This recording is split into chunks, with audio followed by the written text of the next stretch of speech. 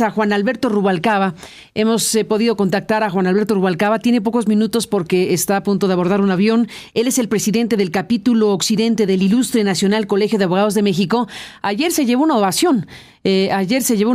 Juan Alberto Rubalcaba en este encuentro. ¿Qué me dice de lo que pasó, Juan Alberto? Gracias por tomar la comunicación. Buen día. No, muchas gracias, Carmen. Pues realmente la ovación se lo deben llevar los jueces, los magistrados y todos los trabajadores del Poder Judicial que entregan cada día mucho más horas de las normales de trabajo, que estudian constantemente y que son denustados y se les pretende borrar de un plumazo y por una idea de una o dos personas nada más, de toda una vida de trabajo y de entrega a la justicia. Ellos son realmente los que tienen que ser reconocidos.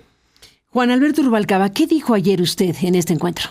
Esencialmente. Bueno, yo señalé primero algo que es importante, que hay que reconocer el trabajo de la Suprema Corte como tribunal constitucional, como tribunal contramayoritario, ha hecho una posición muy digna en el Estado constitucional de derecho, y todas las sentencias en materia de derechos humanos, de la salud, de la vida, en contra de la prisión preventiva oficiosa, en favor del libre desarrollo de la personalidad, en favor de las mujeres, de los alimentos, demuestran que es un tribunal que merece reconocimiento y que públicamente en el discurso oficial se la ha denostado.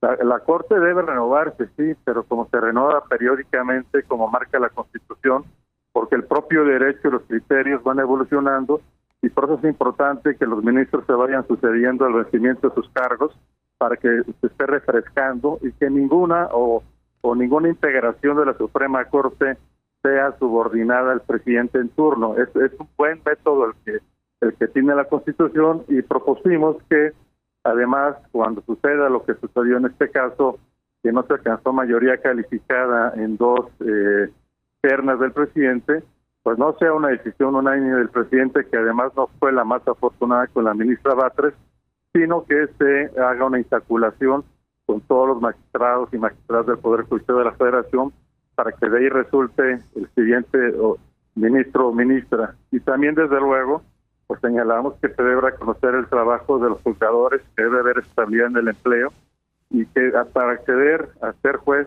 necesariamente debe ser a través del concurso de oposición y no a través de procesos electorales que no corresponden a la judicatura. Estamos en un momento muy delicado. ¿Qué le pareció el encuentro de ayer, independientemente de su propia participación y de lo que sucedió con el público? Bueno, le dieron participación a distintas posiciones, a distintos funcionarios. En esa parte debo reconocer que fue abierta y respetuosa la posición de los organizadores, de los diputados, y fue cordial además. Sin embargo, pues se parte de un supuesto que no es correcto, que es dar por sentado que la reforma se va a dar, que es dar por sentado que las elecciones de jueces y ministros se tienen que dar, y que además ya se tiene una mayoría calificada que ya decidió, que tampoco está definido si ya la tienen. Y además lo que es importante es que pues esta reforma no fue sujeto de consulta popular en la elección pasada, y por tanto no se debe tomar como un supuesto que necesariamente se tenga que aceptar tal y como viene. Entonces, la organización plural, pero partiendo de un supuesto para ellos definitorio. Estamos, Juan Alberto Rubalcaba, con la lectura del alcance de esta reforma. Habrá escuchado el discurso de Ricardo Monreal, que pues planteó una circunstancia que hace un momento analizó el doctor Cosío, y le pregunto qué piensa usted, donde Monreal está planteando que las cosas que él en su momento le planteó al presidente, la idea de alguna reforma al Poder Judicial, y que el presidente no estaba convencido de esa idea, en pocas palabras, pero que una vez que cambió la presidencia del tribunal, la presidencia de la Corte de Saldívar a Piña, con poca pericia Piña, según Monreal y demás cuestiones, se detonó una circunstancia de distanciamiento entre el Poder Ejecutivo y el Poder Judicial, en pocas palabras, que se está dando a entender, se quiere dar a entender que ese es el motivo por el cual el presidente envía estas reformas. en particular este en específico, que tiene que ver con el Poder Judicial y pues lo que está pretendiendo López Obrador. ¿Qué le pareció, dicho en términos generales, esta explicación dada por Monreal? Así lo dijo y es muy lamentable. Primero, la Suprema Corte no es subordinada del Ejecutivo ni del Legislativo, es un tribunal constitucional que su función fundamental es garantizar o proteger la Constitución, y se le llama contramayoritario porque precisamente aun y cuando la mayoría legislativa apruebe una norma, si esa norma es inconstitucional, pues como sucede en todas las democracias occidentales, hay un tribunal que debe dejarla sin efecto. Pero más lamentable es que por una posición personal, una percepción personal de la presidenta de la Corte en torno al senador Monreal y al presidente de la República, se pretenda destruir el sistema de justicia y subordinar... O hacernos creer que esa es la razón. ¿Perdón? O hacernos creer que esa es la verdadera razón, lo cual pues no resulta convincente, por decirlo suave, ¿no? Así es, y no se toman decisiones en función de personas, sino en función de instituciones, y más cuando estamos hablando de un poder, no de un órgano autónomo o de una simple institución. Estamos hablando de un poder de la República que no puede estar sujeto a decisiones por el actuar que le parezca o no le parezca a un legislador o a un presidente de la República. Juan Alberto Rubalcaba, pues estamos en este momento frente a un proceso de consultas en donde usted participó. Tuvimos un primer encuentro que tuvo lugar con los integrantes de toda la Corte. Aquí también hay un tema importante. Se presentaron los ministros de la Corte con los legisladores. Este primer encuentro que desde luego también hay que analizarse. En su opinión, ¿se está dando la discusión necesaria? ¿Se está dando una discusión suficiente que permita realmente analizar y revisar si esta reforma es o no modificable, o de plano es un ejercicio decorativo y la decisión está tomada? Que esa es parte de la discusión en este momento. ¿Qué tanto este ejercicio del que usted forma parte y otros especialistas y los ministros y los magistrados y los legisladores y estos encuentros realmente van a tener una repercusión real a la hora de decidir que sí, que no para una reforma al Poder Judicial, a uno de los poderes de la República? ¿O la maquinaria que pues existe y que va a tener eventualmente una mayoría calificada, pues ya está decidido por anticipado? Pues la sociedad está haciendo lo que corresponde, todos los que están preocupados y todos los que están comprometidos con la independencia judicial y con el Estado de Derecho, están hablando, se están expresando en distintos foros, no solo en este foro de los legisladores, y lo importante es saber, y la pregunta será para ellos si realmente lo van a escuchar o simple y sencillamente es para legitimar una decisión ya tomada. Lo cierto es que la decisión que tomen será histórica, y si destruyen el sistema judicial y vulneran a un poder, pues tendrán una responsabilidad histórica. Temprano la reforma, si esta se alcanza, tendrá un efecto pernicioso, y en su momento tendremos que regresar al momento que estamos en este momento, con un poder judicial independiente. Entonces, la responsabilidad histórica será de los legisladores, y esa pues es la más importante, y tendrán que asumirla si vulneran al Poder Judicial.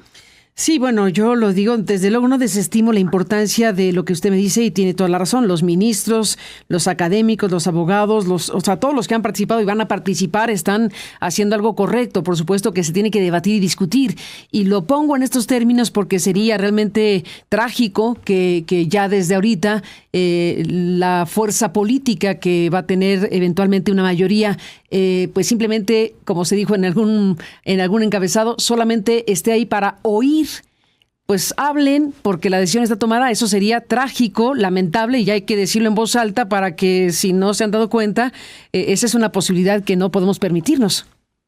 Es una posibilidad y es muy vergonzoso, porque la izquierda, la auténtica izquierda, se debe distinguir por ser abierta, por ser democrática, por escuchar, y no por ser intolerante, autoritaria y decidir pretendiendo que tienen la verdad absoluta y que los demás de manera maniquea, solo hay buenos y malos, que ellos solo son los buenos y los que tienen la razón.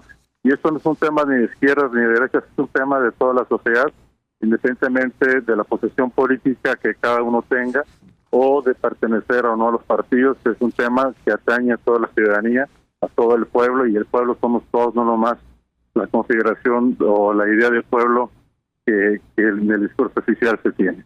Sé que se tiene que ir porque va el avión, Juan Alberto Rubalcaba, pero déjeme cerrar rápidamente con esta pequeña reflexión con usted, o esta reflexión con usted. Cuando estamos viendo esta denostación general a todos los ministros, magistrados, jueces, todos son corruptos.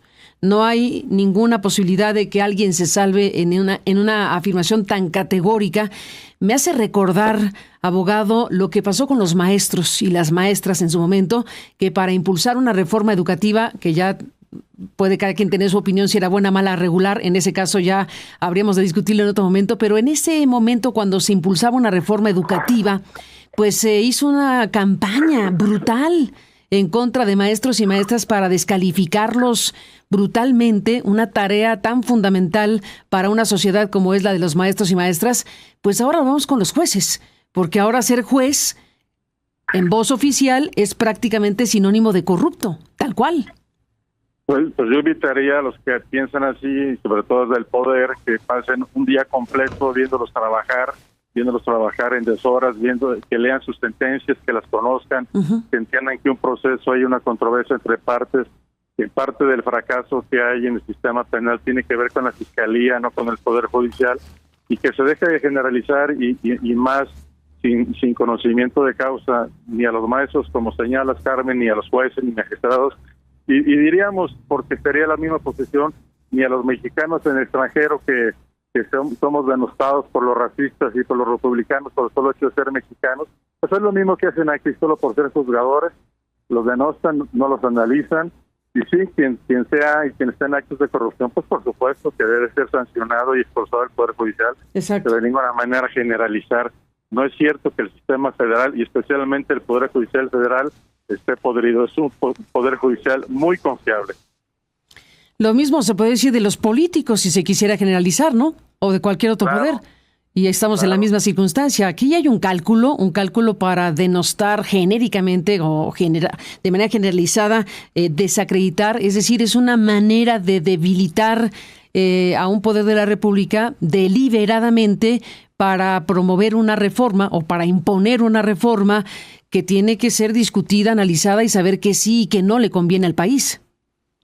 Claro, sí, el Poder Judicial es un árbol que necesita podarse, que sí tiene algunos privilegios, algunos excesos. No, nadie dice que es perfecto, ¿no? Y que tiene que remover, claro, sin duda que hay que hacer una buena reforma.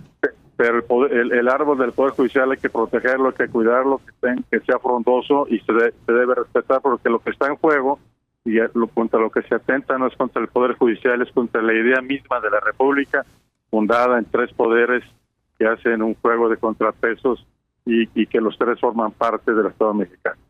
Juan Alberto Rubalcaba, estaremos en contacto, si me lo permite, como presidente del capítulo occidente del Ilustre y Nacional Colegio de Abogados. Gracias que me tomó la llamada y seguiremos hablando. Muchas gracias, muy amable. Gracias.